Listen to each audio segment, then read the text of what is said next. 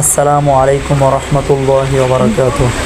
প্রিয় দেশ ও প্রবাসী অবস্থানরত আমার ভাই ও বোনেরা, আপনারা জানেন গত কিছুদিন আগে আমাদের বন্ধু ও প্রতিবেশী রাষ্ট্র ভারত তাদের ডম্বুর বাঁধ খুলে দেওয়ার কারণে বাংলাদেশের বিখ্যাত কয়েকটি জেলা যেমন কুমিল্লা, নোয়াখালী, ফেনী ও ব্রাহ্মণবাড়িয়া প্রায় পানির নিচে তলিয়ে যায়, যার দরুন এসব জেলার বাসিন্দাগণের জীবনে নেমে আসে এক কঠিন মুহূর্ত, এক কালো অধ্যায় ইতিহাসে, যা অবিস্মরণীয় হিসেবে থাকবে।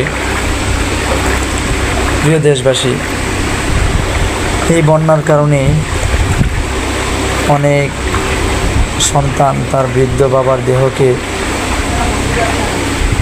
নদীর বুকে ভাসিয়ে দিতে বাধ্য হয়। অনেক গর্ভবতী বোন তার গর্ভে থাকা বাচ্চাকে নিয়েই পরপারে পাড়ি জমাতে হয়। অনেক যুবককে আর ফেরা হয়নি সেই ফুটবলের মাঠে।